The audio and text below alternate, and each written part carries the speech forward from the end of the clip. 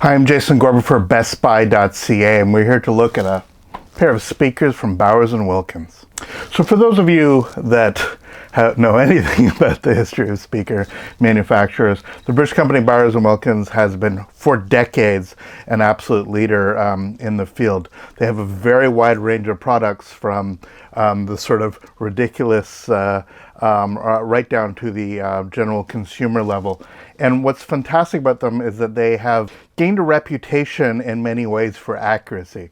Now, for many people, it gets very complicated, but to cut through a lot, for many people, they actually prefer speakers to be even more colored than B&Ws tend to be.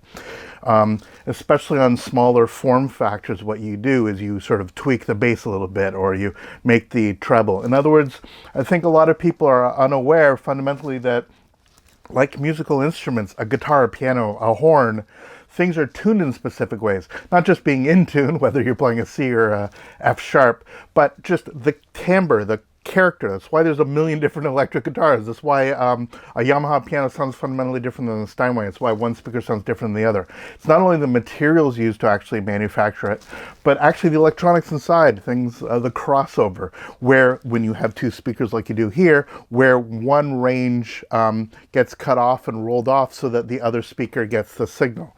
It gets very complicated very quickly, but suffice it to say that the difference between speakers is less to do with which one is quote-unquote more accurate, but which one sort of suits your taste, which means fundamentally, as long as you have something that's decent that actually can do a pretty wide range of signal response, that you have a decent enough bass, you have decent enough mid-range, and a decent enough high-end, the difference really then comes down much less to the statistics or the specifications, but down to taste. And I'm a sucker for the B&W sound, full stop. I mean, the rest of my setup are all B&W, and I'm a big fan of what some people say is analytical or clinical, and I like just to say doesn't do much in the way of coloration. In other words, you're getting pretty much what's on the recording. Now, for some recordings, that's not great. You have some records that maybe you've loved for a long time, and then you get a B&W set up, starting with this pair, and you put on a record or a CD or even Spotify that you've listened to 100 times before, and you're like, oh my God, this now doesn't sound as good as it used to. I'm now noticing problems with it. The opposite is, of course, the case, that when you find a recording that maybe you've loved for years, you're starting to hear elements. There's nothing more amazing than hearing a recording you've heard 100 million times, and then you're hearing stuff that you've never heard before, that little sort of, little turn of phrase that suddenly is articulated much better, or that musical instrumental moment that just feels much more lifelike. When it comes to speakers, there's obviously a huge range from the sort of standalone sort of plasticky stuff to sort of a mid-level consumer to sort of a low high end, if that makes any sense. And I, as a consumer, always sort of strove for that, of getting something that may be in a line of speakers that might not have everything that the gazillion-dollar models actually had, but that some of that technology would actually trickle down so that I could, for you know, a not insignificant purchase price, nonetheless get something that is a technology, a sound signature, a form of care of just, you know, build quality drawn down from significantly higher. In other words, I'm not buying the top speaker of a relatively low-end brand. I usually like buying sort of a low-end model of a relatively high-end brand, if that makes any sense. And again, with Bowers Wilkins, that's exactly what you're getting. You have a company that has fundamentally helped initiate the whole world of high fidelity, of that its products are used in recording studios around the world. These are absolutely stunning examples of fantastically clear and sophisticated and musical reproduction of particular tracks. And I can't say enough good things about this company.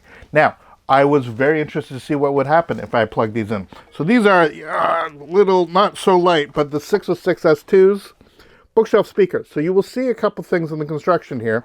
And that's why I'm showing you both. So obviously you have one of their mid-range drivers, their woofer, as it were, which uses some sort of exotic materials, not quite the Kevlar that they use on some of the other ones, but nonetheless, it's not just a simple paper cone, and it's a built-in aluminum tweeter to get the high-end signals. Now, again, this technology is built into a sort of standard cabinet. It's good, solid wood. There is a faceplate that you can put on it. It comes in multiple colors. This is the sort of beech, birch, whatever it is, brownish wood with the white cover, and then you can get an all black version. This would work well, probably even in a kitchen environment, as ridiculous as that would be.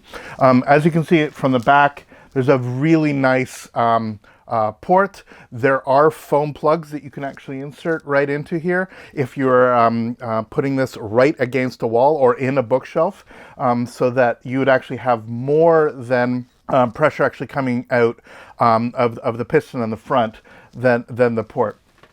I don't think that's the best way to actually listen to these speakers. I actually tested them that way, and they definitely want you to be set up ideally slightly away from the wall. These are on stands at the moment, but even if they're on like a low shelf, away from the wall, and they definitely are assisted by towing, that if you actually aim towards the listening position, the soundstage is significantly more. Now, you can see even on their high-end one, they have this, there's actually dimple, it's sort of like a golf ball stuff to actually change the air turbulence that's actually coming out of the porting. And it's a little bit difficult to see. I'll try lifting this up. It's actually allows you to bi-wire.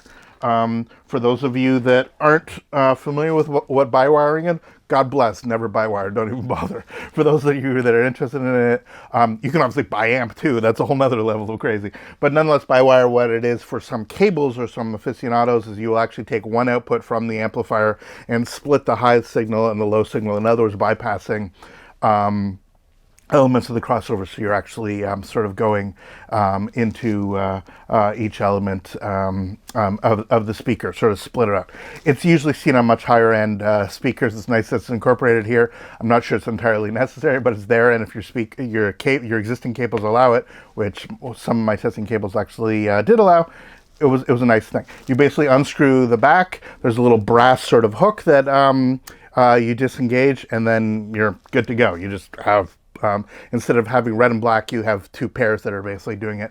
And on the amp end, on mine, I have one end, or if you're, again, slightly even more ridiculous with speakers of this caliber, again, don't spend more, exorbitantly more on the amplification than you would on the speakers, but if you were to do so, you could actually run one amplifier into the one into the other, switching signal. Just don't even go there. I'm just letting you know that it is an option if you decide to actually truly be experimental.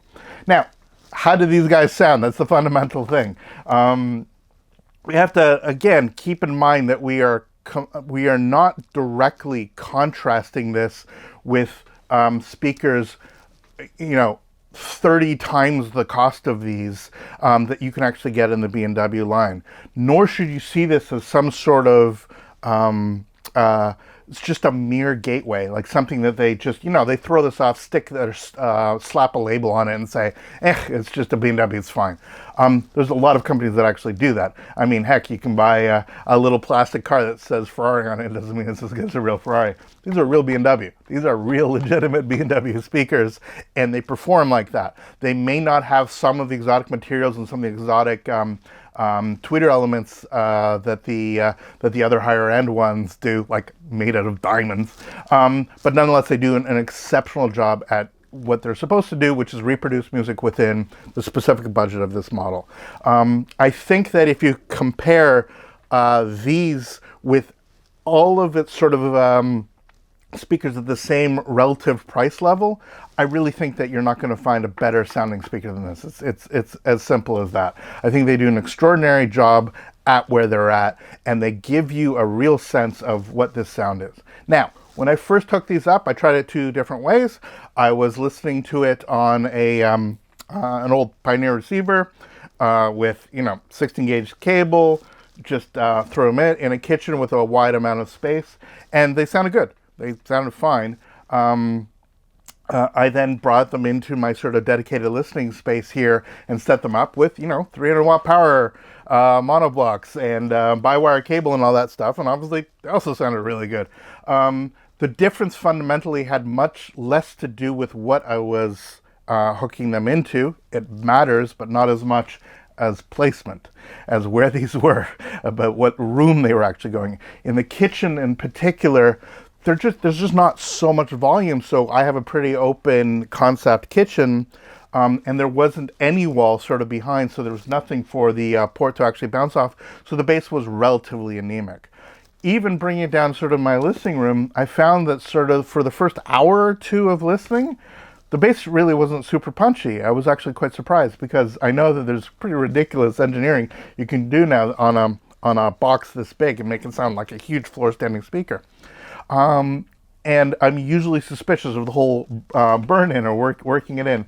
But when it comes to speakers, fundamentally, unlike many things that we can debate about whether the cables need burn-in and all that stuff, these are mechanical. It's a speaker going in and out. It operates that way. In other words, because like anything, like you getting up in the morning and needing a little bit of a stretch, when they construct these things, sure, they do certain testing and they'll do certain frequency sweeps and stuff like that. But in terms of real world playback on this level, they're not testing every speaker fundamentally. They build them to very high specifications, but they're not plugging everyone in and letting it play for 15 hours before it actually gets shipped to your home and take it out of the box. So it takes a little bit of getting used to, of basically the mechanical energy, the coils, all those elements inside there that just need to acclimate to having real signals going through them.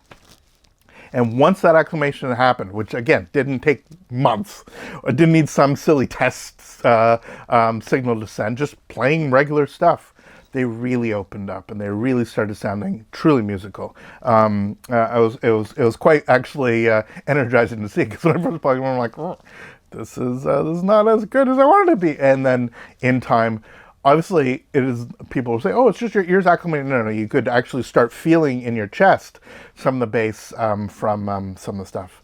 I played a wide variety of music, as I often do, but I have a couple key sort of test albums that I have. Peter Gabriel in particular is a really nice exemplar of somebody who uses a ton of mid-range, a ton of really high, and a ton of really low. And so something either Secret World Live or the Up album, I put in just to show what a collision between really, really low acoustic bass and electronic bass simultaneously. You get the sort of techno and jazz simultaneously. And also what the sort of tinkling stuff of the high-end stuff, so it doesn't sound harsh or shrill. And you don't want any sibilance, that sort of sound that you get off vocals, particularly off vinyl. I was listening to both vinyl and digital on these, and I was really pleased with the sound I was getting out of them. I played straight-up acoustic stuff, some Simon & Garfunkel, Mobile Fidelity. I played some Harry Belafonte to get a really wide, super huge soundstage. If you listen to something at live at Carnegie Hall, one of the most beautiful recordings ever made on the Living Stereo series, the RCA Living Stereo series, that's really where you're going to get soundstage. That whole notion that the speakers themselves disappear and you just feel like you're there, that you don't see image there of where the sound's coming from. You have the voice sort of floating sort of right in front of you, and the rest of the orchestra just feels that it's completely engrossing you. There's nothing more exciting than the psychoacoustic moment of when it feels like a voice is on the side of your head, not with a surround setup, but with stereo setup. I tried straight on, I tried towing. Towing definitely helped, especially with the dispersion on these aluminum tweeters. An album that I always use to test a particular track, and that's You Can't Always Get What You Want by the Rolling Stones. The reason being, you have the choir, which is not particularly well recording, but it, again, gives that sense of how well it behaves with challenging recordings, frankly. It then goes into sort of before the main band comes in, it's basically acoustic guitar and mixed singing with a French horn. And there's this cacked note on a French horn right at the end here, this sort of gurgling thing, which is one of my specific and unique things that I look for when I test speaker. And these did a good job, a decent job, not extraordinary. And that's really where a higher end model might do a better job. The reason being, French horn, human voice are right in that middle spot, right in that place, basically where these two things sort of cross over. And to get that with sort of, meticulous accuracy just frankly requires sometimes technology that this it approaches but doesn't quite meet. That is not to say it didn't do a very, very good job. It simply didn't do what obviously certain things on a slightly higher end might do. But I found it very, very warm to listen to. There's nothing fatiguing about them. There's a very nice, rich melodicism to the speaker reproduction. And I think it does a very, very, very good job of doing what it needs to do, which is to give you value for what you're actually getting. And the value proposition on these is, I think, extraordinary. It is a dangerous thing for some of you, people like myself, who will hear something like this and then be obviously striving for something maybe a little bit higher up. I don't think that that's going to be something that you're going to be doing immediately. I think that this is something many, many people will see these as their sort of ultimate purchase, something much better than just a mere sort of a run-of-the-mill portable speaker or something like that, or even some vintage speakers. The technology now in these is quite extraordinary. The fact that in something this size you really truly get something that just murders, kills floor standing speakers even from a few years or a few decades back. If you have some hand-me-downs or something like that, I would definitely consider getting something like this. This will do wonders for your setup and give you a sense of the sort of really remarkable things that the engineers and frankly the musicians, the instrument makers that are putting this sort of thing together.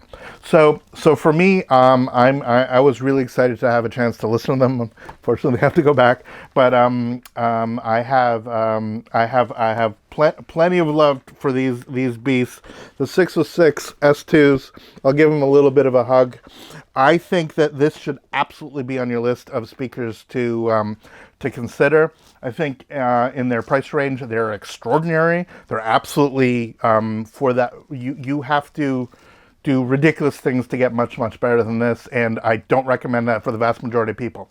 I really do recommend that those of you that are dealing with sort of standalone systems or preamplified systems to give a shot for a reasonably priced 2-channel system, a simple receiver, maybe a turntable setup, maybe with Bluetooth or Wi-Fi capability, and set these up, put them reasonably spaced, make a triangle of where you are, where the speaker is. Let's say you are 8 feet from the speakers, make the speakers roughly 8 feet apart. Try to keep them away from the side walls and the back walls, at least a foot, somewhere around there. Toe them in so they're sort of aimed to your listening position. Just sit back and listen to music. You have so many things that you will fall in love with all over again. One of the greatest things about investing in speakers like this is it makes you love the things you already have even more. It's quite extraordinary that way. Anyway, for BestBuy.ca, I'm Jason Gorber. I hope you enjoyed our look at these B&Ws. Please make sure you subscribe and like this video. We'd love to hear you in the comments. And we got plenty more here on the channel for you to listen to and enjoy. All the best, and we'll see you next video. Take care.